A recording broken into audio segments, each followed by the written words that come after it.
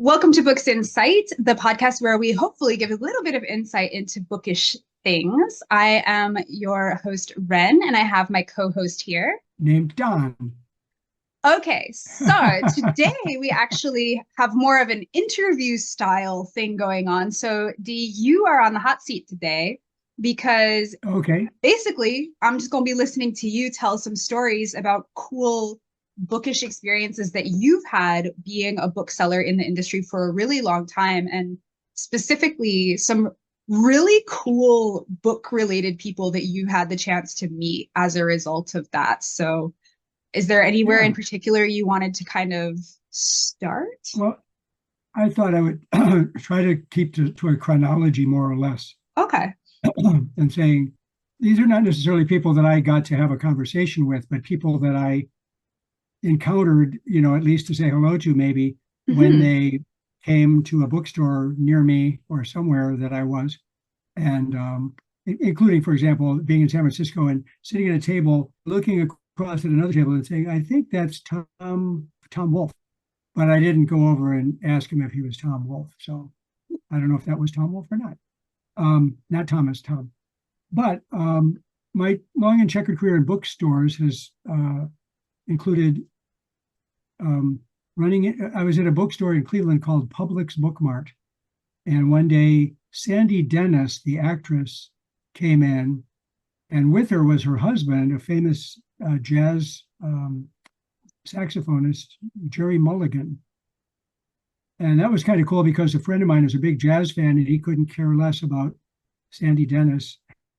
And he just ran up to Jerry Mulligan. Oh. Not really the point of why they were in town. Sandy Dennis was in a play around the corner. At that same store. Oh, sorry, just to sort of orient us Oh, in time. So where are we starting chronologically? Like what era is this? yeah, let me think if I can pin it down. 57, probably around 1970. Okay, so 70s, we're kind of starting from the 1970s. 1970s. Okay. Yeah, I'm pretty sure I was at that bookstore in the 70s Hmm. primarily. Hmm. And Richard Adams came in one day. He's the author of Watership Down. And I remember he had very piercing blue eyes. He looked a little bit like a Rabbit? squirrel or a rabbit. Then I can't remember anybody else at that location, but one time, because I had a friend going to Oberlin College, Hmm. he called me up and told me that Alan Watts was going to be there. So I told my brother about that, who lives in Indiana, and he said, "Holy mackerel, Alan Watts!" So he and his wife came to go to this thing. Alan Watts spoke to the whole school, gave a cool talk in a big church of some kind on campus. And then he was going to have a special appearance in a religion class that my friend was in. So my friend just said, "Just follow us. We're going to be over in this little quadrangle of grass." And we all sat down, on the grass, and Alan Watts just held forth a little bit, and it was really interesting. I mean, there were only about maybe 15 of us there, and it was really, really cool. So Well, Alan he's Watts is somebody I was just about kind to of say, I know he's somebody you admired as well, right? yeah, very much. He wrote a bunch of books. I mean, the book on the taboo against knowing who you are was the first one I read. But basically, kind of a Buddhistic look at things and bringing you into the present. Like he'd say, "Okay, everybody, close your eyes and just listen to things. So really feel like you're getting high just by, sitting around and thinking about what he says." Anyway, it was really cool. On the other hand, I think Eldridge Cleaver thought that Alan Watts was like a used car salesman. So not everybody was into Alan Watts. Let's see. At Borders, where I spent 24 years as a bookseller, or 26, I think it is, there were tons of people who walked through the doors there. One time I opened the door and let in Margaret Atwood, the Canadian author, who seemed very much in a hurry and didn't have time to say hello, but that's what happened there. At that same store, Pat Conroy came in, very famous because almost everything he wrote has been turned into a movie. And that was a really funny incident because he was with a handler, as these authors are. And we were walking through the store, and I came up, and the woman said, "Well, this is Pat Conroy." And I said, "Oh, Pat Conroy, I really loved Stop Time." And he looked a little puzzled for a second, and then he said, "Yeah, that is a really good book, but I didn't write it." And then I blurted out, "Well, then who are you?" Oh, And he's way more famous. Frank Conroy wrote Stop Time, which is an interesting book. And Frank Conroy agrees. But that was a little bit of an awkward thing. When I thought about it later, I said, well, that wasn't the most, chivalrous way to handle that moment. Let me think, who else have I run across? Mickey Mantle came into that store.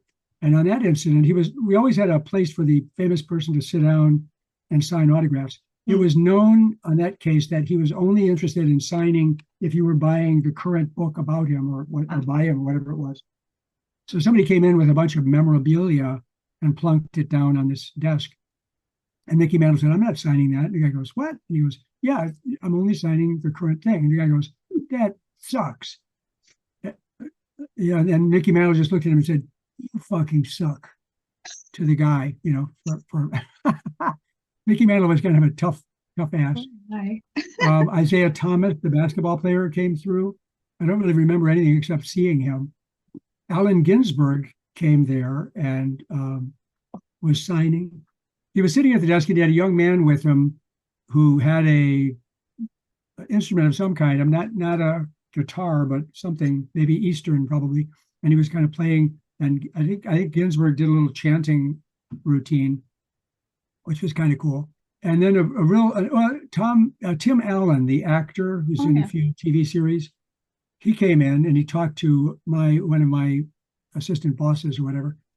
And then she turned him over to me and said he needs a really good dictionary for his mother. So I took that on. I don't remember now for sure what I gave him. I hope I gave him the Chambers Dictionary, which I'm a big fan of.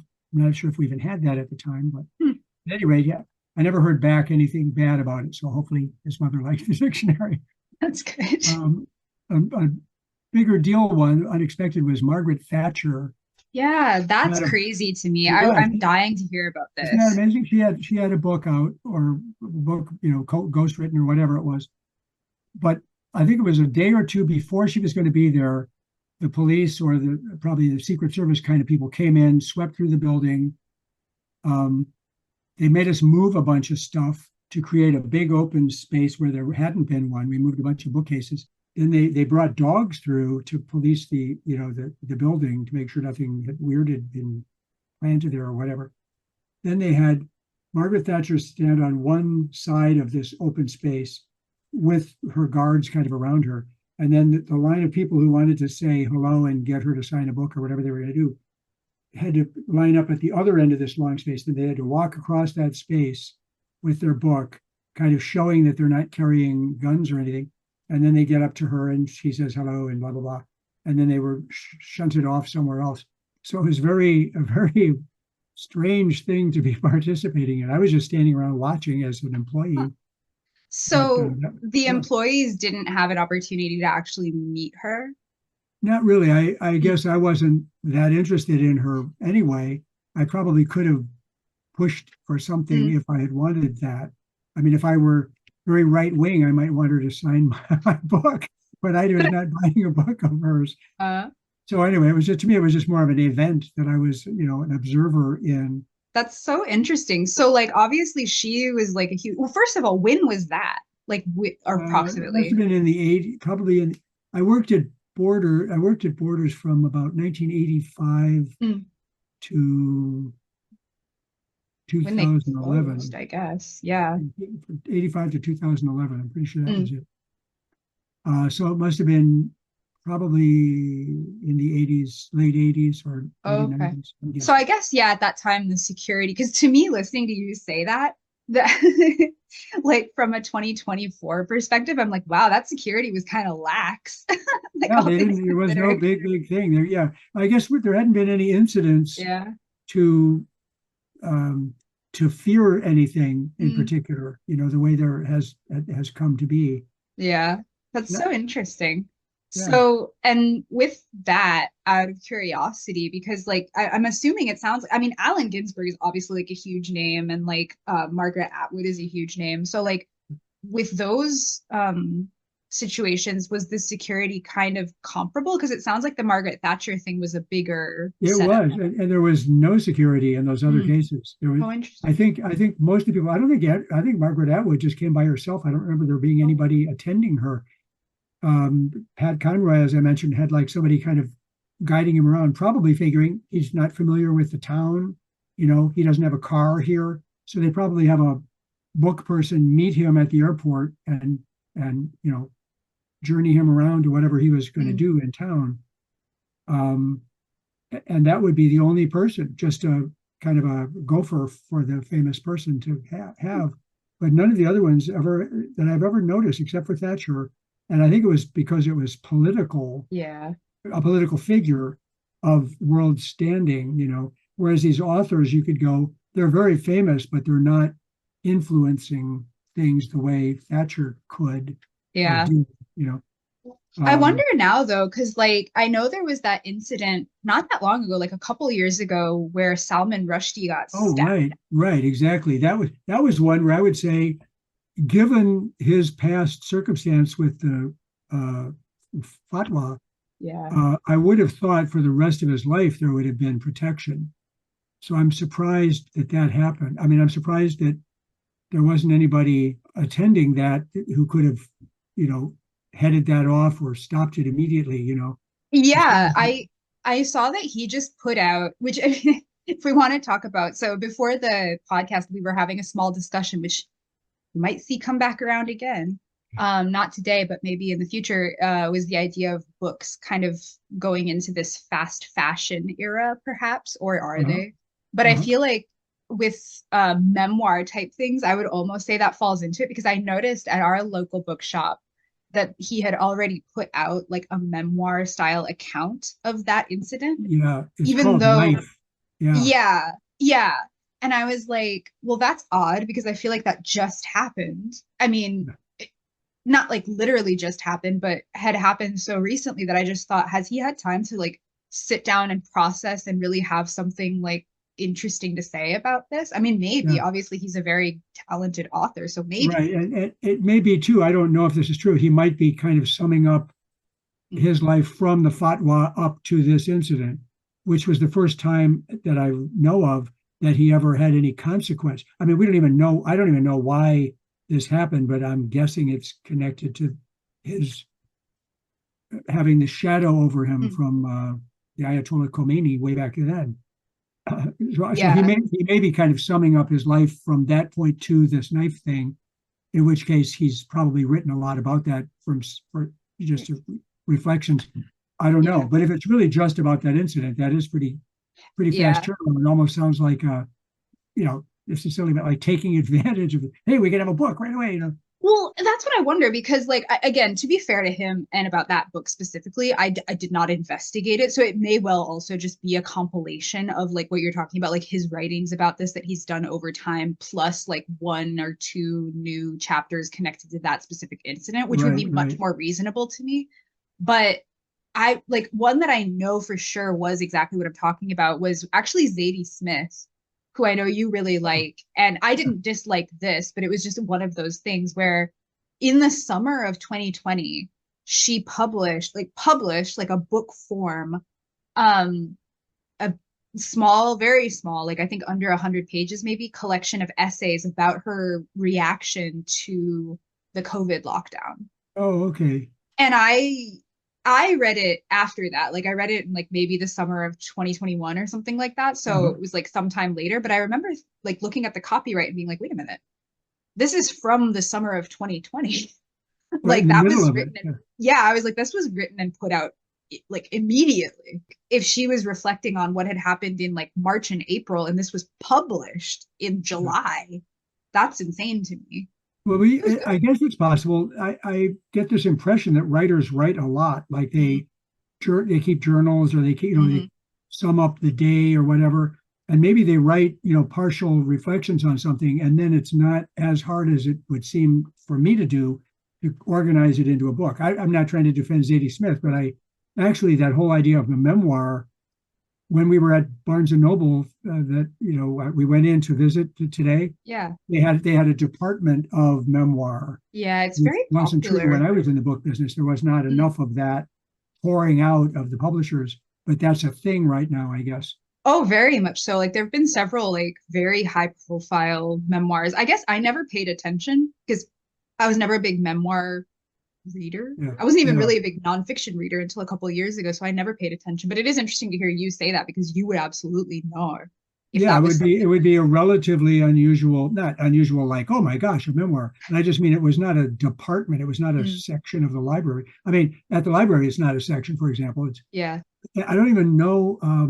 I guess there's a decision made of whether they want to call it a biography or Mm. autobiography or just a nonfiction book by that person. Yeah, I'm not I sure I actually. am not even completely sure in my own mind that I have a strong understanding of what the difference between what a memoir is versus an autobiography, unless I guess an autobiography could be like a life story Yeah, more versus about more something, comprehensive, maybe. yeah, something. I don't really know. I'm not sure where that line is because like I did read, God bless me, the Prince Harry memoir when Oh, that came out. really?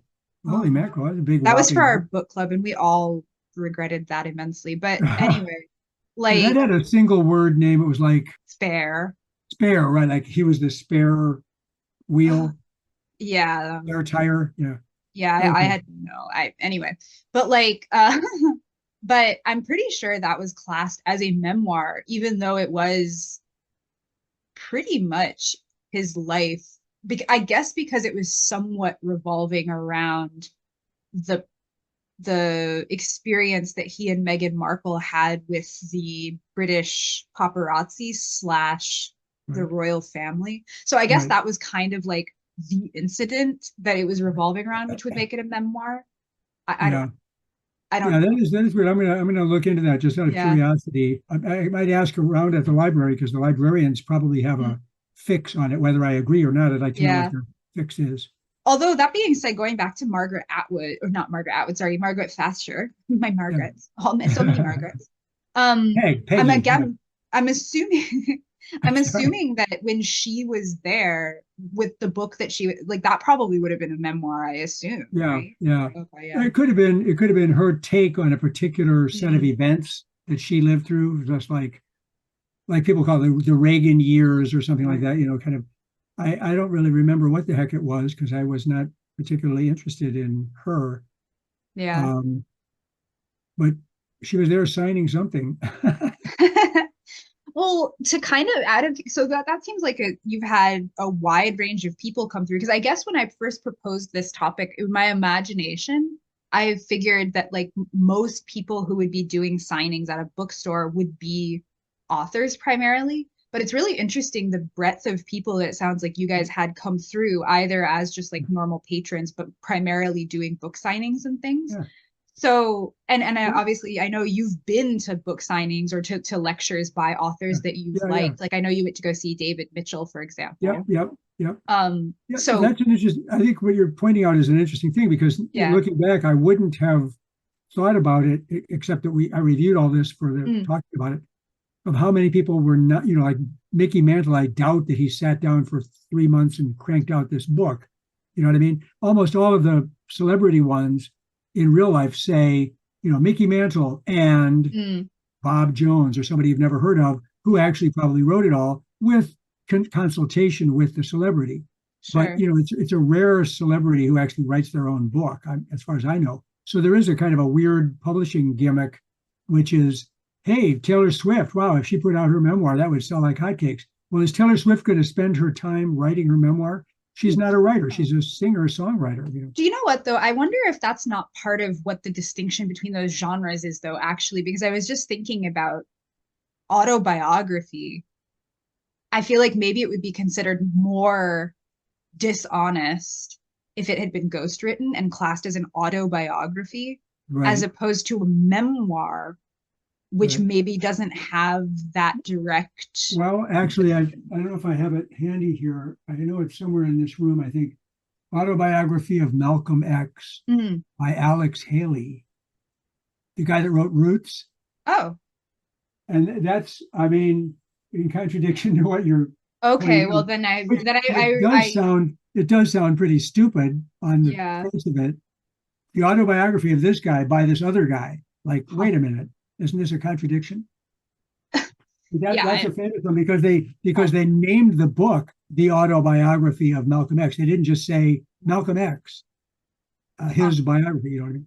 Okay, well then I rescind that Well, possible. that might be a peculiar case. I don't know. I guess I don't know how that one came about, but Yeah. yeah, as far as the memoir, I just think if the person is, your point earlier was normally you think of like a book signing by an author, Yeah. you know, Rowling or you know, James Patterson or Yeah. somebody signing the books that they presumably wrote. Whereas there's the cult of personality Yeah. comes into play if you go Isaiah Berlin. Wow, I love that guy as a basketball player. I'd like to see him and shake his hand. I guess to get in that line, I'm going to wind up having to buy his book. Oh well, you Mm. know. And then on the book, it'll say Isaiah Thomas as told to Don Powers or somebody. Mm. You know, so the Yeah. celebrity book is a gimmick of its own that may be interesting to read because the person might have an interesting life, but they didn't probably write it. No, and I know that Jack Edwards in his video that he did, I can't remember if it was specifically about celebrity memoirs or if it was about airport books. Anyway, whatever. Huh. At one point in this video that he did at some point where he was sort of talking about this question indirectly, I suppose, about like fast fashion in the book industry. Like he was talking about how it's easy, and I kind of agree with this, where he was saying it's kind of easy to poo-paw these like celebrity memoirs. But his point, as somebody who had a little bit of experience working in publishing and certainly has connections within publishing, is very connected with that. Like he was pointing out that the money that the publishing house makes on that book is A, so much, and B, a guarantee that it then gives them more money and theoretically more of a budget to put into things that they would be taking a risk on.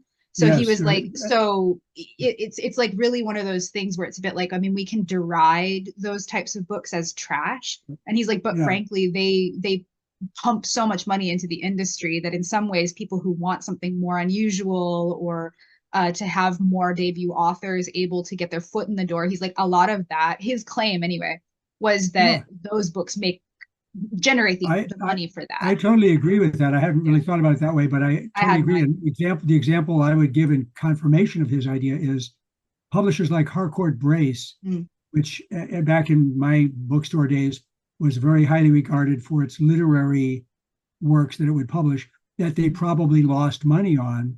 Yeah. You know, maybe Emily Dickinson, they might break even if they sell enough, but some more obscure poet or whatever they were doing, that they liked the prestige of being the publisher of that money losing thing. They made the money back on their textbook division, Mm-hmm. which allowed them to indulge in this thing. You know, so it is like if we're making enough money, we can go for the prestige and you know, to champion something Mm-hmm. more obscure. We like to get the credit for doing that, but we also don't want to lose our shirt doing that. So I think that the combination is a good one. Yeah. Well, I guess we'll have to see how it all pans out in the end. But for the time being, I'm willing to live and let live in that regard, I Yeah, yeah. suppose. No, I think you brought this up the other day. I think about the what was the word, that TikTok effect or something like that. Oh yeah. That there are a lot of books like Colleen Hoover and some of these Yeah. people. I have no idea. You know, it's unfair for me to say that crap. I never read one of her books, so I don't know what it is. But the books that are popping out, she's churning out a lot of books. I mean, she's getting up there with James Patterson. You know, Oh, well, nobody's going to touch him, but the idea that you brought up was that somebody had brought up. Maybe it was that one you just mentioned, yeah. which is selling these allows the publisher to make money. Yeah. Oh, I think it was the And same video that yeah, that was Jack Edwards. And I'm pretty sure it was okay, the same yeah, video yeah. that he had Well, done. I think that he's making a good point. I think I that thought so. It made me feel a little bit softer towards books like that, which is sure, it made me kind of touch on, I guess, an elitist tendency in my own mind when it came to the reading sphere that I feel like I've gotten a lot more of like every feeling is valid. We don't have to validate every feeling. There's nothing Right. wrong with these books existing. Actually, Yeah, it's fine. Whatever. I totally agree. In fact, it really coincides with our philosophy, and as a Mm, family, with what, or well, as a bookseller, I would tell parents when I was a bookseller. Some of my years at Borders, I was in the children's department mm, as the kind of lead guy there. So I was sort of talking to people about their choices for kids and all that. And I always made the point: reading is better than not reading, in my opinion. So yeah. don't try to cram great literature down somebody's throat and turn them off from reading. Let them read whatever they want. And if they've gone through 14 Hardy Boys mysteries, which I would read as a kid, you might try to, up the ante, or maybe read out loud to them a book Hmm. that's a little more challenging and give them a taste of why that could be fun. So, not to belittle Colleen Hoover or whomever and Yeah. say, "Oh, that's like children's books." No, it's just entertainment of some sort, Yeah. but it's reading. You're reading if you're reading that, and you might, after a while, sort of overdose and want something that has a little bit more substance Yeah. to it, if that's a fair way to put it. So so I would totally buy. I'm happy that people are reading anything.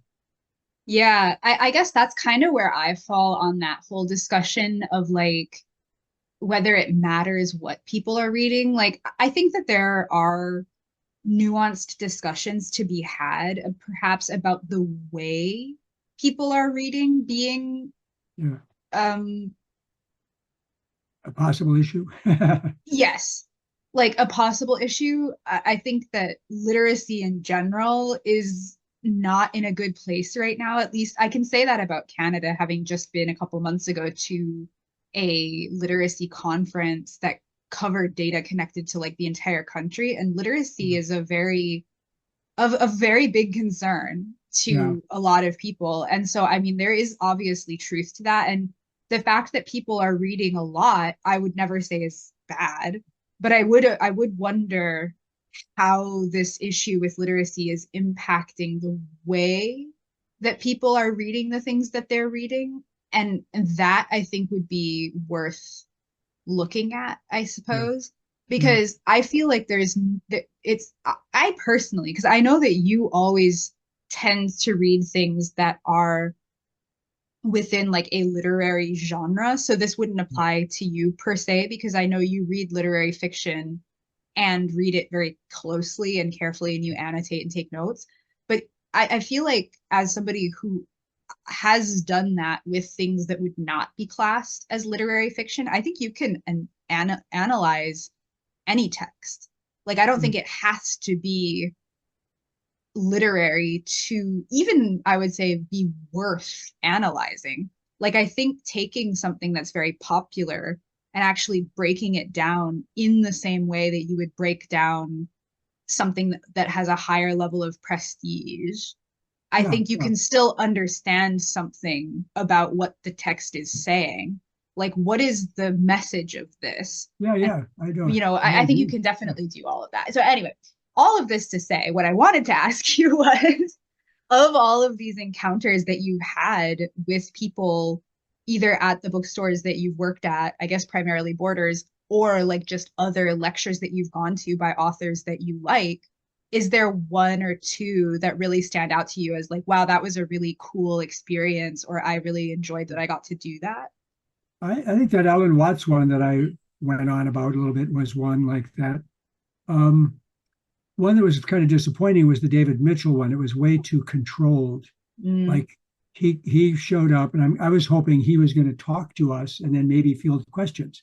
But instead, the way they handled it was they had a local author that knew him or whatever, got to know him, named, his last name is H.O. I can't think of mm, his whole name.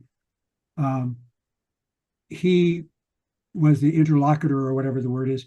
He was in charge. Like he introduced him, mm. and then what we were allowed to do was watch Ho ask David Mitchell Oh, I questions, see. and then David Mitchell would address us with his answers. So you go, okay, so we're totally dependent on what you choose to ask him, and then he talks about something. And that wasn't terrible, but it seemed contrived a little bit. Mm, And then they go, okay, now we will accept 3 questions, And so whoever Hmm. had their hand up and they pointed to them and they got to ask a question, and then that was the end of the whole thing. Mm. That was just over controlled for my taste. I'm trying to think of any other ones. I guess I haven't really. Okay, here's one I forgot to mention. When I was at Publix, Richard Howard is a translator of high literary French, Hmm. like Roland Barthes, literary critic. Okay. He's translated him. He apparently bought books from Bob Levine, the owner of Publix Bookmart that I worked for. I said Borders, I meant Publix. Hmm. And one time the phone rang, I picked it up, and it was Richard Howard. Oh, He said, "Hey, is Bob Levine there?" And I said, "This is Richard Howard." I go, "Richard Howard, the translator?" And he goes, "Yeah." And I go, "I really like some of the books you've translated, Mr. Howard." He goes, "Thank you," or something like that. yeah. And then went and got Bob Levine. So I That's have a cool. book. I have a book that belonged to him that he didn't autograph because it says in it to Richard Howard Ah, from this other guy. But then in the book, there's a little bit of annotation that's huh, presumably by Richard Howard. that's so cool. How did you get that? I bought it. I probably bought it at Publix Bookmart. Oh, really? I don't even remember. Yeah, it must have been. That would be too coincidental to pick that up somewhere else. That's so I don't funny. know where That's it is. It's cool. upstairs somewhere. But yeah, The that one was. that I wanted to bring up because I think it's probably a nice one to end on because it's also fairly recent, but it was so involved and I just thought it was so cool that you did this. Cool the interaction that you had, but it had sort of a funny, I guess, bittersweet resolution. But the Hooblers that you reached out to, Oh yeah, yeah, yes, yes. who did I think it's called, I think the series title is the Samurai Detective series, which Okay, we yeah, loved growing up. yeah, I actually have most, if not all of them, because yeah. I thought I've reread them as an adult. those were wonderful. Yeah, I really liked Very, them. very good. I recommend them to people because they're not out of print because I guess there was a second run of them, so they're pretty easy to get. But Yeah, anyway, so these were like YA yeah, detective yeah, novels where the main mysteries character was a with I guess the Japanese boy was the. yeah. Well, It took they place in were Japan, yeah, as I if you recall. Yeah, had to make a parallel, it would be sort of like Sherlock Holmes, but Sherlock Holmes was this real historical figure, Judge Uka, and this fictional Watson character, which was like a teenage boy. right. And anyway, they were really, really good, and they had done a lot of them, but I think they weren't even new when you read them to us. Like I think they had been published in like the 90s, maybe. In the 90s, you said? Yeah, 90s, early 2000s, something like Okay, that. yeah. Because I was reading them to you guys when you were Yeah. young, and then you took over reading them yourself, I guess. Yeah. Well, anyway, but like the Yeah. point being, go on and take it from there. That's the Okay, context, in I guess. my a couple of things. One, looking into their lives, they did a ton of publishing of a lot of nonfiction, Mm. but then they took on this fiction role, and they were doing a fantastic job. At some point, I don't remember. Maybe I wrote them a fan mail kind of thing, Yeah. saying how much I enjoyed what they did. They wrote back and said, "You know what? We're really up. We've had it up to here with our publisher, not cooperating with us, and this isn't really worthwhile, and we're probably never going to do this again." I'm going, "What?" So then after that, I just go, "That's really a bummer." Then I read a book that inspired me to write to them and suggest a project.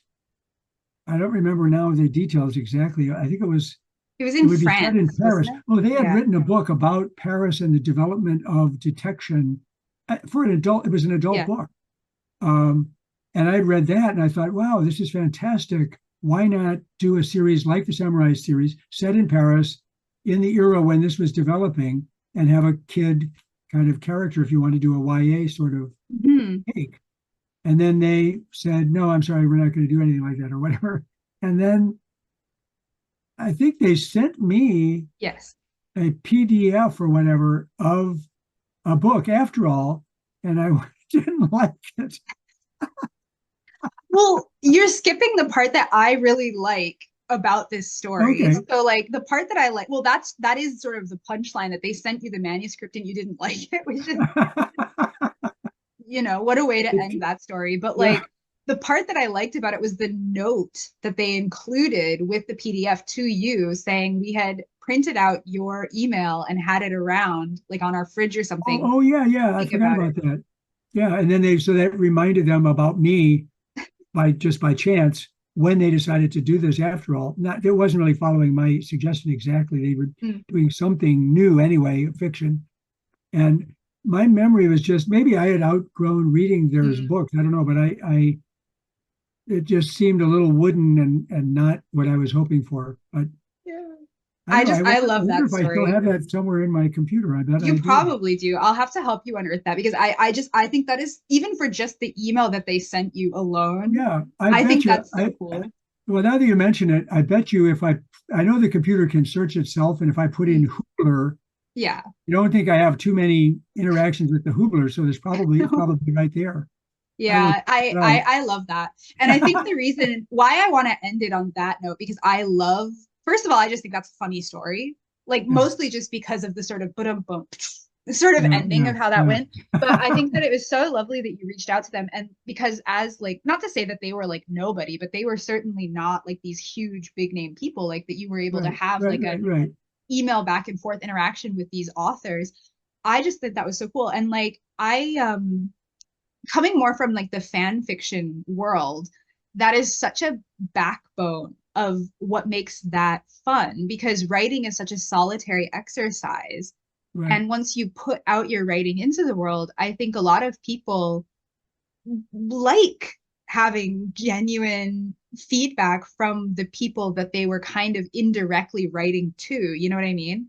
Right. And I just think that's such a cool thing. And especially for smaller authors, like obviously, you know, if you're writing a letter to like, I don't know, yeah, like James Stephen Patterson or King or somebody. whoever, I mean, like good luck with that. But like, I mean, Yeah. maybe, but by all means do it. But like, I Yeah. think when you have a smaller author that you really like their work, usually they have a website where you can reach out to them. And I think, and I'll admit, I have never done this, like, but I think it's a really nice thing to do as a reader to actually give feedback in some form I think to, that's a wonderful, wonderful idea.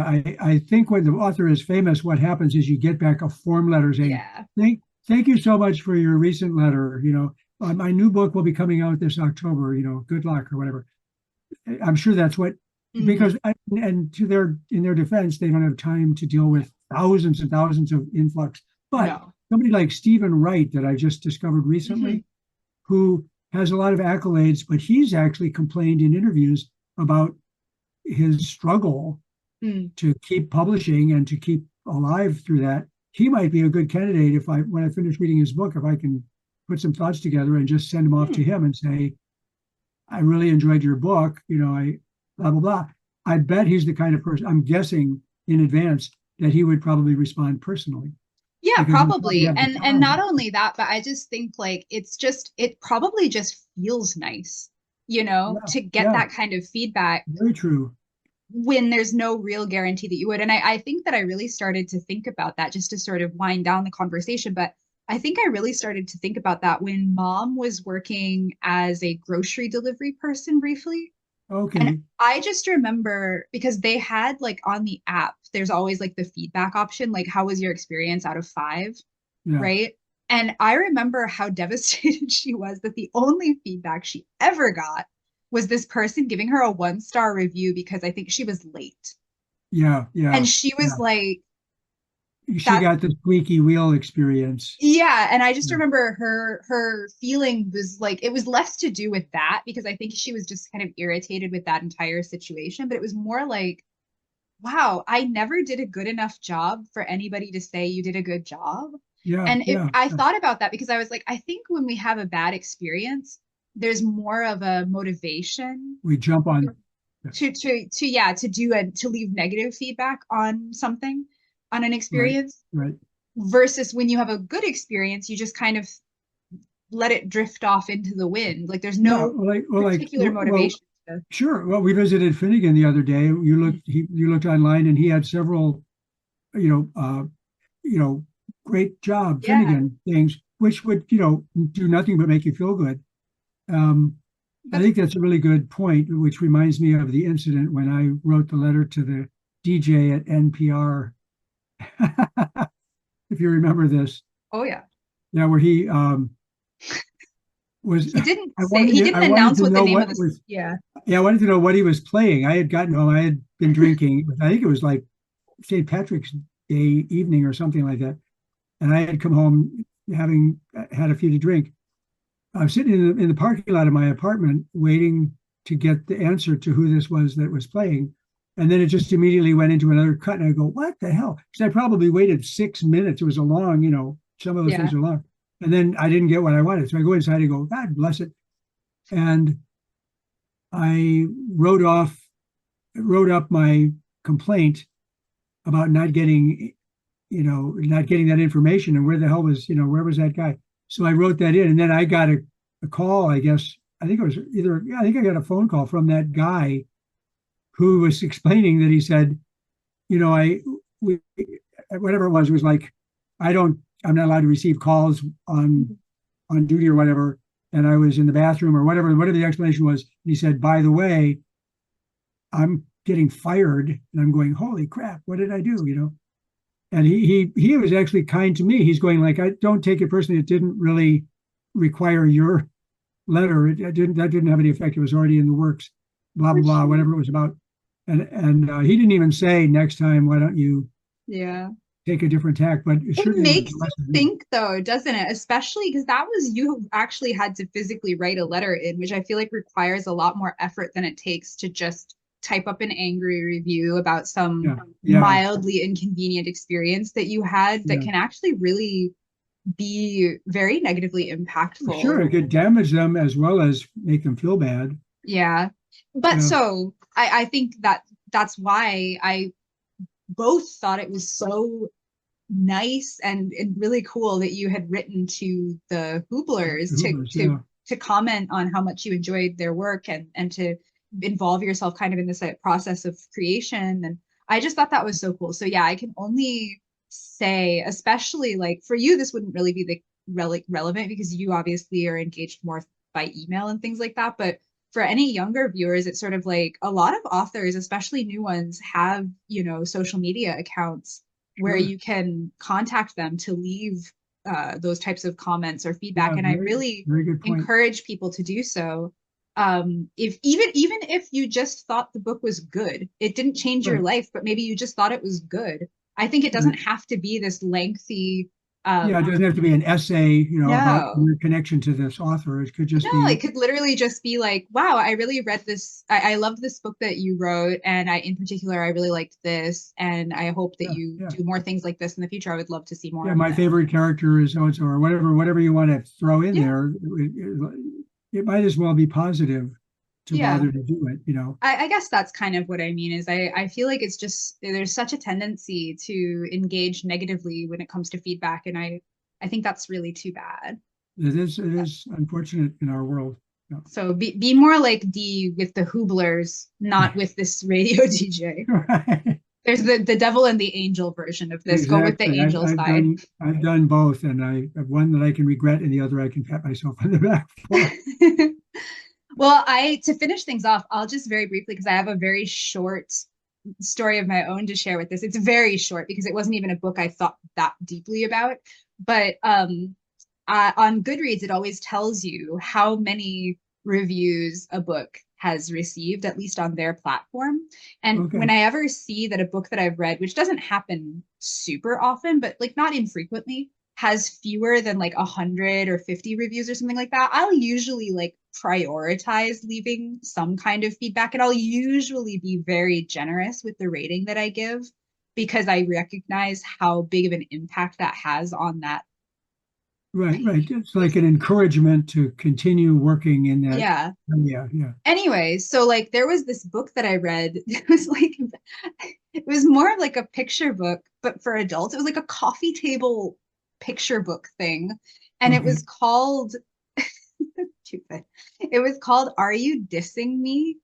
And all of the like each page was basically in a meme sort of format, but it was like an illustration of some type of animal with text that was funny in the like in not in a like uproarious laughter sort of way, but just sort of like haha, like little bubble of text for the animal to be saying. And I think like it was a bush baby, and the speech bubble was, "Are you dissing me?" And that was literally all it said. So it was just this little picture book of things like that was like mildly amusing to me. And I saw that it had like 4 reviews on Goodreads. And so I just wrote this little thing being like, yeah, I thought this was like genuinely pretty cute. And like, you know, I definitely got the sort of millennial style humor that the author was going for. Like, I think if you're in my age group, you would probably also be like, ah, that's like funny. Right, right. And maybe get like a reaction meme that you could use out of this, whatever. And the author actually liked my review. And I thought that was kind of cute because I was like not surprised because I was like, if I had 4 reviews on my book, I would have my notifications on if Yeah, somebody had yeah, reviewed yeah. that. So Because I'm you're going like, sure, I wonder if anybody else ever read this book, you know, and then you yeah, get a positive exactly. one. Well, that's And really so I just cool. thought that was cute. Oh, that's great. Because Well, again, it wasn't like the greatest thing I've ever read. It was I won't I barely yeah, even remember it, but like I just right. it was one of those things where I just You thought, you know enjoyed what? it enough to give them an honest pat on the back. Yeah, So, exactly. So well, you published you printed in Goodreads a couple of reviews I wrote, and I think maybe you're the one who told me that, or maybe I found them, but there were actually a couple of times that people reacted to my review yeah, and you know liked whatever I had said. You know, that was kind of cool. yeah, I just I don't know, like I feel like in this world where there's just such a an industry for negativity, I just think it's nice to push back against that on the individual level by not engaging with that wherever possible, and in fact going the opposite direction, almost especially as somebody who's a reader, where it really it's not that hard, I think, especially now, to give positive feedback for this piece of art that you at least spent however much time with, Right. never mind how much time they spent creating it. Like, I just think it's a nice thing to do. It's like, wow, I spent however many hours of my time engaging with this piece of art that you spent probably way more time Right. developing. Like, I And feel like you would that's have worth. you would have no way of knowing that I did this unless I tell Mhm. you. Yeah, so I don't know.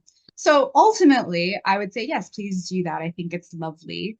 And I, as somebody who I always get a kick out of it when people give me comments on the fan fiction that I publish, I can only imagine if I actually went through like a traditional publishing route and went through all of that trouble to write like a novel. I would love to get that kind of Yeah, feedback. So yeah. please, you know, do that. I think it's great. Well, that's really cool. That is great. And also, if you work at a bookstore, it sounds like you might meet people like Margaret Atwood and such. Maybe not Margaret Thatcher because I think she's dead, Right. but Well, maybe yeah, someone else. Margaret Atwood's still around. She's still That's around. true. You might meet her. Yeah. Maybe not Margaret Thatcher. If you meet Margaret Thatcher now, that's Yeah, extraordinary for another that reason. would be not a good sign about your condition in life.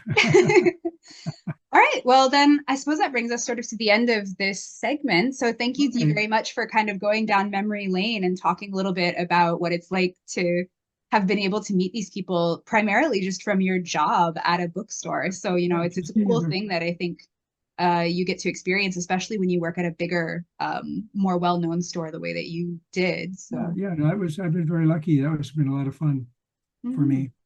I have to go mow the lawn. And on that note, all right, so then I presume that next time probably we'll finally be talking about Raskolnikov and Crime and Punishment and all of his shenanigans in Mhm. that novel. But until that time, please, everybody, if you can take time, leave us a comment. That would be nice. Or at the very least, maybe reach out to an author of a book you read recently and let them know that you liked it. Maybe don't let Very, them know if you very, didn't very like good it. suggestion. I like that. Yeah. All right. And Dee, I will see you next time. And everybody else, we will see you in the next episode. Hopefully, you got a little bit of a kick out of this, listening to our soothing voices in your car, in your living room, or the gym, wherever you happen to be. And And until we I see you got some guys, insight from all of your comments. So yes, likewise. So until we see you guys in the next one, happy reading. And Dee, I will see you soon. Bye. until next time.